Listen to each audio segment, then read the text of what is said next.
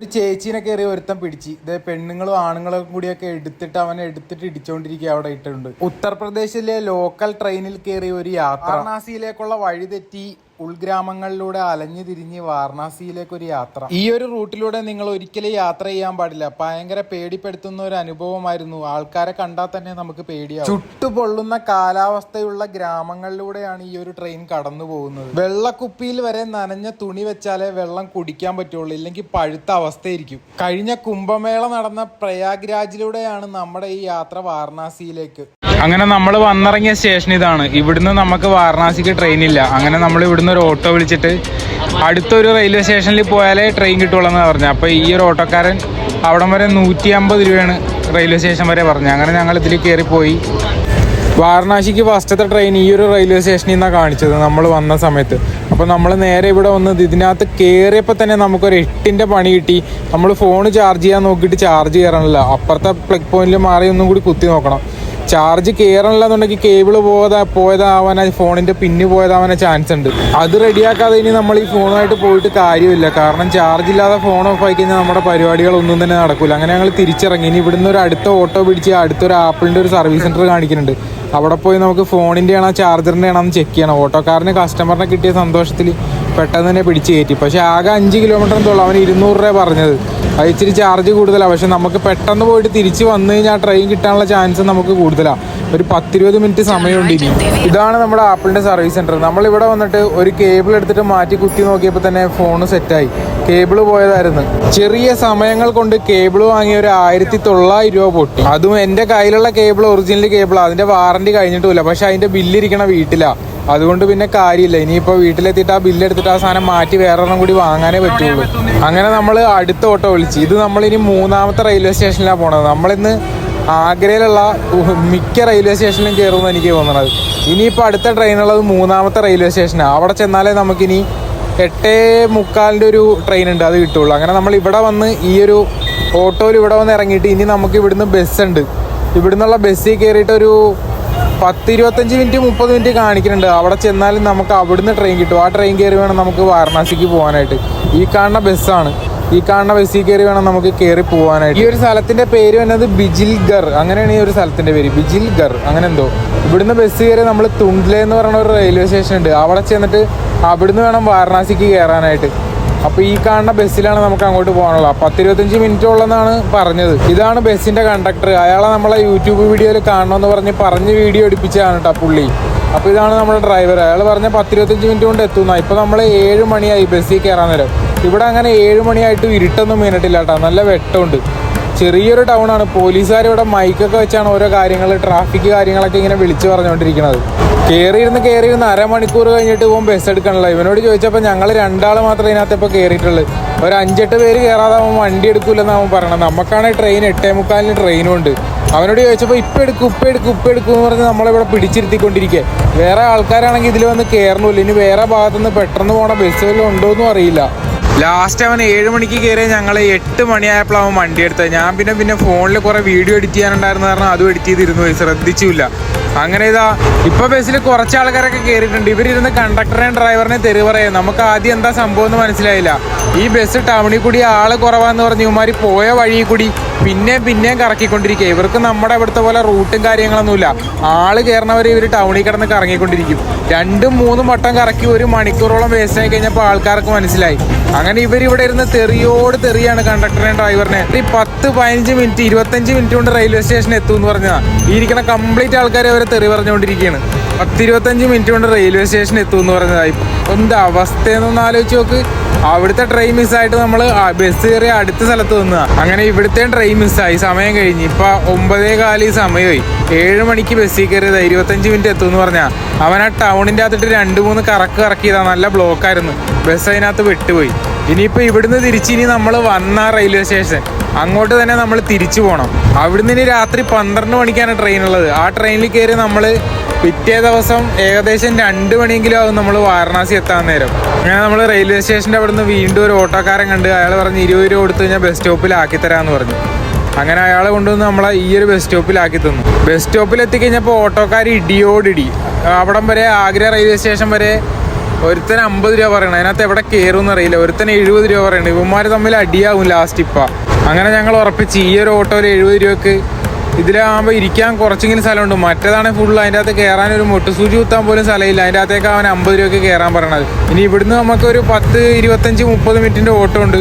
Main നമ്മൾ first വന്നിറങ്ങിയ railway സ്റ്റേഷനിലേക്ക് എത്താനായിട്ട്. റോഡുകളൊക്കെ അടിപൊളിയാണ് ഉത്തർപ്രദേശിൽ. ലൈറ്റും കാര്യങ്ങളും നീറ്റ് ആൻഡ് ക്ലീൻ റോഡും കാര്യങ്ങളൊക്കെയാണ്. അങ്ങനെ നമ്മുടെ ബായ് പെട്ടെന്ന് തന്നെ നമ്മളെ കറക്റ്റ് സ്ഥലത്ത് എത്തിച്ച്. ഇനി ഇവിടുന്ന് നമുക്ക് ടിക്കറ്റ് എടുത്ത് വാരണാസിക്കുള്ള ട്രെയിൻ കയറണം. അത് നമ്മൾ ലോക്കൽ ട്രെയിനിലാണ് നമ്മൾ വാരണാസിക്ക് പോകാൻ പോകണം. എന്താ അവസ്ഥ ഏതാവസ്ഥയെന്ന് ഒന്നും തന്നെ പറയാൻ പറ്റില്ല. ആഗ്ര റെയിൽവേ സ്റ്റേഷൻ അടിപൊളിയാട്ടോ. ലൈറ്റും കാര്യങ്ങളൊക്കെ സെറ്റ് ചെയ്ത് വേറൊരു മൂഡാണ്. എന്താ ഒരു രസം എന്ന് അറിയാം അതിൻ്റെ ഫ്രണ്ടിൽ വന്ന് നിൽക്കാൻ. അത്ര അടിപൊളി ഒരു വൈബാണ് ഇതിൻ്റെ ഫ്രണ്ടിൽ വന്ന് നിൽക്കാൻ നേരം തന്നെ. അങ്ങനെ ഇവിടുന്ന് നമ്മൾ ലോക്കൽ ടിക്കറ്റ് എടുത്ത് വേണം ഇന്ന് നമ്മൾ ട്രെയിൻ കയറാൻ പോകണം. ട്രെയിനിൻ്റെ അകത്ത് അവസ്ഥ എന്തായിരിക്കും എന്നൊന്നും ഒരു പിടുത്തം ഉണ്ടാവില്ല. അതും നമ്മൾ ആ ഭാഗത്തേക്ക് അയോധ്യ ആ ഭാഗത്തേക്ക് പോകുന്ന ട്രെയിൻ. നമ്മുടെ ട്രെയിൻ വന്നത് 1ാമത്തെ പ്ലാറ്റ്ഫോമിലാണ്. ഈ റെയിൽവേ സ്റ്റേഷൻ്റെ എല്ലാ ഭാഗത്തും കളറും കാര്യങ്ങളൊക്കെ സെറ്റ് ചെയ്ത് അടിപൊളിയാട്ടോ. ഈ ഉത്തർപ്രദേശിലെ റോഡും കാര്യങ്ങളും പല ഭാഗങ്ങളൊക്കെ എനിക്ക് ഷൂട്ട് ചെയ്യാൻ പറ്റിയില്ല. പല സ്ഥലങ്ങളും കളർഫുള്ള് അടിപൊളി ലൈറ്റും കാര്യങ്ങളൊക്കെ സെറ്റ് ചെയ്ത് വൈബാണ്. ബാഗും കാര്യങ്ങളൊക്കെ ചെക്ക് ചെയ്തിട്ടാണ് കേട്ടോ റെയിൽവേ സ്റ്റേഷൻ്റെ അകത്തേക്ക് അവർ കയറ്റി വിടാൻ തരാം. വരുമ്പോൾ ഒന്നും ഉണ്ടായിരുന്നില്ല. നല്ല തിരക്കുള്ളൊരു റെയിൽവേ സ്റ്റേഷനാണിത്. നമുക്ക് പോകാനുള്ള ട്രെയിൻ വന്നതും ഈ 1ാമത്തെ പ്ലാറ്റ്ഫോമിലാണ്. ഇത്ര ആൾക്കാരും ആ ജനറൽ കമ്പാർട്ട്മെന്റിൽ കയറാനുള്ളവരാണെങ്കിൽ നമുക്കൊരു മൊട്ടുസൂചി കുത്താനുള്ള സ്ഥലം ഉണ്ടാവില്ല. ദൈവമേ 8ന്റെ പണിയായിരിക്കും. കാരണം സ്ലീപ്പർ ടിക്കറ്റ് ഒന്നും ഇവിടുന്ന് കിട്ടൂല ആ ഒരു ഭാഗത്തേക്ക്. നമ്മൾ മാക്സിമം നോക്കിയതാ. ഇനിയിപ്പോൾ ഫുള്ള് ഇവിടെ നോർത്ത് ഇന്ത്യയിൽ കിടന്ന് നമ്മൾ ഫുള്ള് ജനറലിൽ കിടന്നുള്ള കളിയേ നടക്കുകയുള്ളൂ. കാരണം നമുക്ക് പ്ലാൻ ചെയ്ത് നേരത്തെ തന്നെ ടിക്കറ്റ് എടുത്ത് വെക്കാനൊന്നും പറ്റില്ല. എപ്പോഴാണ് എങ്ങോട്ടാണ് പോകാൻ തോന്നുന്നതെന്ന് അറിയാൻ പറ്റില്ല. ആ ഒരു മൂഡില്ല. ഇതാണ് നമ്മുടെ ട്രെയിൻ വന്നിട്ടുണ്ട്. എന്താ അവസ്ഥ എന്നുള്ള ഇപ്പം അറിയാൻ പറ്റും. തിരക്കാണെങ്കിൽ കാണാൻ പറ്റും. ഇരിക്കാനുള്ള സ്ഥലം പോയിട്ട് ഒരു മൊട്ടുസൂചി കുത്താനുള്ള സ്ഥലം, നിൽക്കാനുള്ള സ്ഥലം പോലും ഇല്ല. അത്രയും തിരക്കാണ്. ഇതിൻ്റെ അകത്ത് ഇന്ന് എന്തൊക്കെ നടക്കാൻ പോണെന്ന് ഒരു ഐഡിയ ഇല്ല. ഇത് നോക്ക്, കംപ്ലീറ്റ് ഫുള്ളാ. എല്ലാവരും തൂങ്ങിക്കിടക്കുക അവിടെ ഇവിടെയൊക്കെ. ഈ ഭായിമാരുടെ ഇടയിലേക്ക് നമ്മളിപ്പോൾ 12 മണിക്കാണ് ട്രെയിൻ കയറാൻ പോണം. നാളെ രാവിലെ ഉച്ച വരെ ഈ ട്രെയിനിൽ ഇങ്ങനെ നിന്ന് പോകണം. എന്ത് ഡാർക്ക് സീനായിരിക്കും എന്നൊന്ന് ആലോചിച്ച് നോക്ക്. കയറിയപ്പോൾ തന്നെ അവിടെ അടിപൊട്ടിയിട്ടുണ്ട്. ഒരു ചേച്ചിയുടെ എവിടെയോ ഒക്കെ കയറി പിടിച്ചെന്നാണ് ഇവരിവിടെ പറയണത്. വൻ സീനാണ്. അവരെല്ലാവരും കൂടി പിടിച്ചിട്ട് ഇടിക്കാനകത്ത് കാറിലും കൂലൊക്കെ കേൾക്കണുണ്ട്. ആരെയാണ് പിടിച്ചതെന്നും എന്താ പിടിച്ചതെന്ന് നമുക്കിപ്പോൾ കാണാൻ പറ്റില്ല. ഇതിനകത്തേക്ക് കയറി പോകാനും നമുക്ക് പറ്റണില്ല. കുറച്ചു നേരം ഒന്ന് വെയിറ്റ് ചെയ്ത് നോക്കാം എന്താ സംഭവം. ഒന്നും പിടികിട്ടില്ല. പെണ്ണുങ്ങളൊക്കെ നല്ല ഇടി വെച്ച് കൊടുക്കുന്നുണ്ട്. അവിടുന്ന് ഇവിടുന്നൊക്കെ ഇടി കിട്ടുന്നുണ്ട്. എന്തായാലും നല്ല ഇടി അവൻ അവിടുന്ന് കിട്ടുന്നുണ്ട്. എന്താ സംഭവം നമുക്ക് നോക്കി നോക്കാം. മിക്കവാറും ഇപ്പോൾ ഒന്ന് ഒതുങ്ങും. ഇതിൻ്റെ ഉള്ളിലേക്ക് കയറി പോകാൻ പറ്റിക്കഴിഞ്ഞാൽ എന്താ സംഭവം എന്ന് പെട്ടെന്ന് തന്നെ മനസ്സിലാവും. പക്ഷേ ഈ ഫോണുമായിട്ടൊക്കെ കയറി ഷൂട്ട് ചെയ്ത് കഴിഞ്ഞാൽ ഇവന്മാർ ഫോൺ പിടിച്ച് മേടിക്കുമെന്നും അറിയില്ല. നല്ല ഇടി ഇടിക്കുന്നുണ്ടാവനാ. പലരും ഇടിക്കുന്നുണ്ട്. അവിടെ നല്ല ഇടി കിട്ടുന്നുണ്ടാവന്. പക്ഷെ നമുക്ക് അതിൻ്റെ അകത്തേക്ക് കയറാൻ ഒരു വഴിയുമില്ല. എന്താ സംഭവം എന്നറിയില്ല. ട്രെയിൻ എടുത്ത് ഒരു 10 മിനിറ്റ് ആയിട്ടുള്ളൂ. അതിൻ്റെ ഇടയിലാണ് ഇങ്ങനൊരു സംഭവം ഉണ്ടാക്കി എടുത്തേക്കണത്. ഒരുപാട് ആൾക്കാരുണ്ട്. ആ ഒരു ഭാഗത്ത് നല്ല തിരക്കാണ്. ഞങ്ങൾ അതിൻ്റെ അകത്തൂടി കയറി ഇങ്ങേറ്റത്ത് വന്ന് മാറി നിന്നതാണ്. എല്ലാവരും നല്ല രസം പിടിച്ച് നോക്കിയിരിക്കുക അവിടെ എന്താ നടക്കണം, എന്താ സംഭവം എന്ന്. പക്ഷെ നമുക്കാണെങ്കിൽ അങ്ങോട്ടേക്ക് പോകാനും പറ്റില്ല. കണ്ട അത്രയും തിരക്കാണ്. ചെറിയ കുട്ടികളൊക്കെ ഇതിൻ്റെ ഇടയിൽ ഇരിപ്പുണ്ട്. പലരും അവിടെ ഇവിടേക്ക് ഇരിപ്പുണ്ട്. മാക്സിമം നമ്മൾ സൂം ചെയ്ത് നോക്കിയിട്ട് ഒന്നും തന്നെ കിട്ടണില്ല. മിക്കവാറും ഒതുങ്ങും. അന്നേരം എന്താ സംഭവം എന്ന് കറക്റ്റ് നമുക്ക് മനസ്സിലാവും.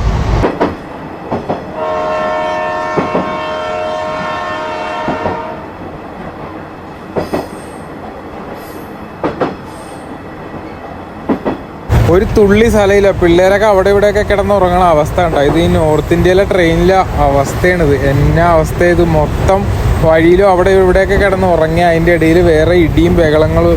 ഇനി കുറച്ച് നാളത്തേക്ക് നമ്മൾ ഫുള്ള് നോർത്തിൽ കൂടി ഈ ജനറൽ കമ്പാർട്ട്മെൻറ്റിലാണ് കറങ്ങാൻ പോകണം. കാരണം നമുക്ക് സ്ലീപ്പർ എടുത്ത് വെച്ചിട്ടുള്ള പരിപാടികളൊന്നും നടക്കില്ല. എന്തൊക്കെ ചെയ്തിട്ട് നമുക്ക് ഇതിൻ്റെ അകത്തേക്ക് കയറാൻ ഒരു വഴിയില്ല കേട്ടോ. ഒരു സ്പേസ് പോലും ഇല്ല. അതിൻ്റെ അകത്തേക്ക് കയറി പോകാനും പറ്റില്ല. എന്തോ ഒരു പ്രശ്നം സോൾവ് ആയിട്ടുണ്ട് അവിടെ.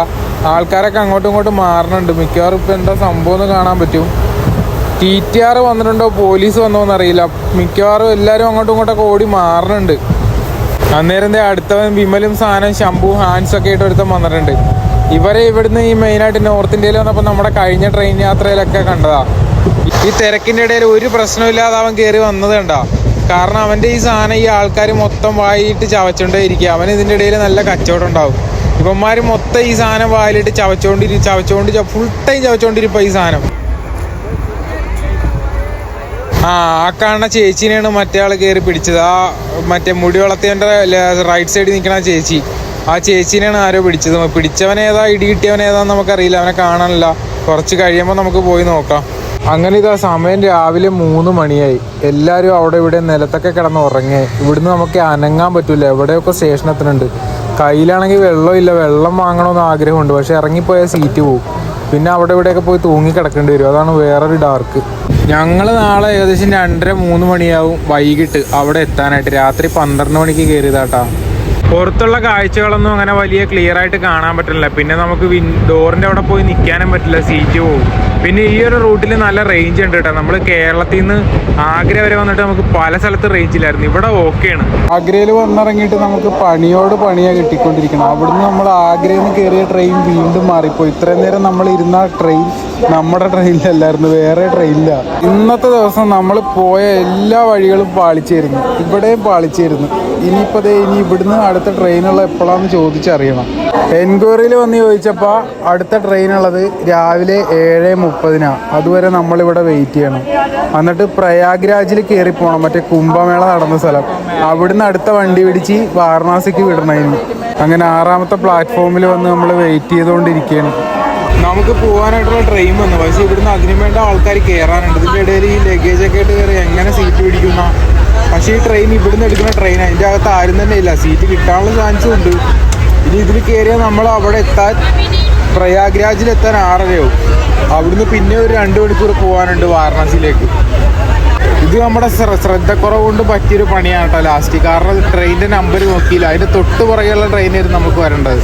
നമ്മൾ ചാടിക്കയറി. ഈ ഒരു ട്രെയിനിൽ നമ്മൾ ഫസ്റ്റ് കയറിയിരുന്ന് 6:30 ഈ ട്രെയിൻ ഇവിടെ വന്നു. 7:40 ഈ ട്രെയിൻ പോകുള്ളൂ. അപ്പോൾ തന്നെ അത്യാവശ്യം ഫുള്ളായി. എന്നാ തിരക്കാൻ നോക്കി നോക്കും. ഇന്നലെ രാത്രി വന്നതിനെക്കാട്ടി നല്ല തിരക്കാണ് ഈ ട്രെയിൻ. രാവിലെ കയറിയ പോലെ തന്നെ ഒരാൾ പോലും ഇറങ്ങണമില്ല, കയറണമില്ല. എല്ലാവരും പ്രയാഗ്രാജിലേക്കാണെന്ന് തോന്നുന്നു. അമ്മാതിരി തിരക്കാണ് ഈ ട്രെയിനിൽ. അനങ്ങാൻ പോലും സ്ഥലമില്ല. ഒരു ചായയോ ഫുഡോ കാര്യങ്ങളോ ഒന്നും തന്നെ ഇത്രയും തിരക്കായതുകൊണ്ട് നമുക്ക് കൊണ്ടും തരൂല ആരും. കാരണം ഇത്രയും തിരക്കിൻ്റെ അകത്തേക്ക് അവർക്ക് ഫുഡും കാര്യങ്ങളൊന്നും കൊണ്ടുവരാൻ പറ്റില്ല. ഇനി നമ്മൾ ഏതെങ്കിലും സ്റ്റേഷനെത്തുമ്പോൾ വാങ്ങാമെന്ന് വെച്ചാൽ നമ്മൾ എണീറ്റാൽ നമ്മുടെ സീറ്റ് പോയി. പിന്നെ ഇവന്മാർ നമ്മുടെ സീറ്റ് നമുക്ക് തരില്ല.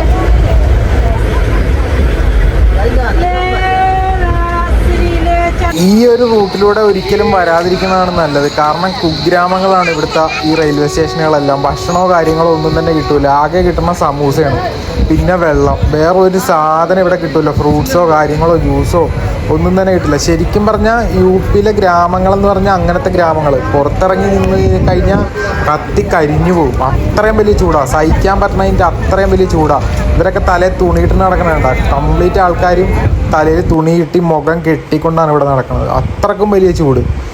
വ്യത്യസ്തമായ ആളുകളെയാണ് ഇവിടെ കാണാൻ പറ്റുന്നത് കൂടുതലും. ഇതേപോലെ തന്നെ ആടിനെയും മാടിനെയൊന്നും നമ്മുടെ ഇവിടുത്തെ ട്രെയിനിൽ പട്ടിനെയും പൂച്ചനെയും പോലും കയറ്റൂല. ഇവരിവിടെ ആടിനെയൊക്കെ ട്രെയിനിൻ്റെ അകത്ത് കയറ്റിയേക്കണുണ്ട്. എല്ലാ ആൾക്കാരും ഇത് കണ്ട കുപ്പിയിലും മുഖത്തും ഒക്കെ തുണിയൊക്കെ നനച്ചിട്ടേക്ക്. കുപ്പിയിൽ തുണി ചുറ്റിയിട്ട് അത് നനച്ച് കൊടുക്കും ഇടക്ക്, വെള്ളത്തിന് ചൂട് പിടിക്കാതിരിക്കാനായിട്ട്. വെള്ളവും ഭക്ഷണമായിട്ടും ആരും വന്നില്ല. പക്ഷെ പാൻ മസാലകളായിട്ട് ഓരോ 15 മിനിറ്റ് കൂടുമ്പോഴും ആൾ വരുന്നുണ്ട്, ആൾക്കാരത് വാങ്ങുന്നുണ്ട്. ഇവിടുത്തെ ചൂടാണെങ്കിൽ സഹിക്കാൻ പറ്റുന്നതിൻ്റെ അപ്പുറമാണ്. ഈ സാമി വന്നിരിക്കണതിൻ്റെ പുറകിൽ കണ്ട ആ പാൻ മസാല മൊത്തം ചവച്ച് തുപ്പി ആ ഭാഗം നശിപ്പിച്ചിട്ടേക്ക്. അതിൻ്റെ പുറകിലാണ് അയാൾ വന്നിരിക്കുന്നത്. ഈ ഒരു റൂട്ടിലൂടെ ജീവിതത്തിൽ ഒരിക്കൽ പോലും യാത്ര ചെയ്യാൻ തോന്നൂല. അത്രക്ക് വലിയ ഡാർക്കാണ് ഇവിടുന്ന് നമുക്ക് കിട്ടിയേക്കണം. അത്രയും ചൂട്, ജീവിതത്തിൽ ഇത്രയും ചൂട് ഒരു സ്ഥലത്തൊന്നും ചൂടടിച്ചിട്ടുണ്ടാവില്ല നമുക്ക് മലയാളികൾക്കൊന്നും.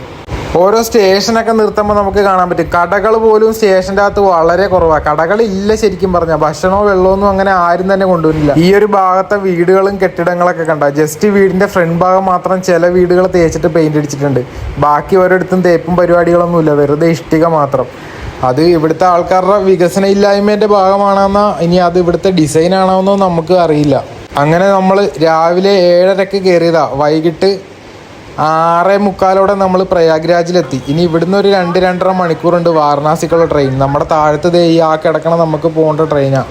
അതിൽ കയറി ഇനി വാരണാസി എത്തിക്കഴിഞ്ഞാൽ നമുക്ക് സമാധാനമായി. പ്രയാഗ്രാജ് അത്യാവശ്യം നല്ല തിരക്കുള്ള റെയിൽവേ സ്റ്റേഷനാട്ടോ. കുംഭമേളയൊക്കെ നടന്നത് ഇവിടെയാണ്. ഇത് നമ്മുടെ ലിസ്റ്റിലില്ലാത്ത സ്ഥലം കൊണ്ട് നമ്മൾ പെട്ടെന്ന് തന്നെ ട്രെയിനിൽ കയറി. ജനറൽ ടിക്കറ്റാണ് നമ്മൾ എടുത്തേക്കണം. പക്ഷെ അതിലൊന്നും കയറാനുള്ള സ്ഥലമില്ല. നമ്മൾ സ്ലീപ്പറിൽ കയറി ഒരു സീറ്റ് കിട്ടി അവിടെ കയറി കിടന്നു. അങ്ങനെ പെട്ടെന്ന് തന്നെ നമ്മൾ ബനാറസിൽ എത്തി. നെക്സ്റ്റ് റെയിൽവേ സ്റ്റേഷനിലേക്ക് 5 മിനിറ്റ് ഉള്ളൂ ഇവിടുന്ന്. വാരണാസി ജംഗ്ഷനിൽ എത്തി നമ്മൾ. ഇനി ഇവിടുന്ന് നമ്മൾ ടൗണിൽ തന്നെ എവിടെയെങ്കിലും പോയി ഒരു റൂം എടുക്കണം. ഇതാണ് വാരണാസി റെയിൽവേ സ്റ്റേഷന്റെ ഫ്രണ്ട് വ്യൂ. ലൈറ്റും കാര്യങ്ങളൊക്കെ സെറ്റ് ചെയ്ത് അടിപൊളിയാണ് കേട്ടോ കാണാൻ. അത്ര വൃത്തിയുള്ള ഒരു സ്ഥലമല്ല, ഞാൻ പ്രതീക്ഷിച്ച പോലത്തെ ഒരു സ്ഥലമല്ല. ഇവിടെ ഫുള്ള് വൃത്തികേടാണ്. പെട്ടെന്ന് തന്നെ നമ്മളൊരു ഓട്ടോ വിളിച്ച് റൂമിലേക്ക് പോവുകയാണ്. ബഡ്ജറ്റ് ഫ്രണ്ട്ലി ആയിട്ട് എവിടെ റൂം എടുക്കാമെന്നും വാരണാസിയിൽ എവിടെയൊക്കെ പോകണമെന്നും കംപ്ലീറ്റ് ഡീറ്റെയിൽസ് അടുത്ത വീഡിയോയിൽ വാരണാസിനെ പറ്റി ചെയ്യുന്നുണ്ട്. പിന്നെ ഞങ്ങളിപ്പോൾ വന്ന വഴിതെറ്റി ഒരിക്കലും ആരും വരാൻ ചാൻസ് ഇല്ലാത്തൊരു വഴിയാണ് ഞങ്ങൾ വന്നത്. ഈ ഒരു വഴിയിലൂടെ ഒരിക്കലും യാത്ര ചെയ്യാൻ പാടില്ലാത്തൊരു വഴിയാണ് കേട്ടോ. ആഗ്രഹം വരിക, നേരെ വാരണാസിക്കുള്ള ട്രെയിൻ കയറുക. നമ്മളിത് വേറെ എവിടെയൊക്കെ പോയി കറങ്ങി തിരിഞ്ഞ് അവസാനം ഇവിടെ എത്തിയതാണ്.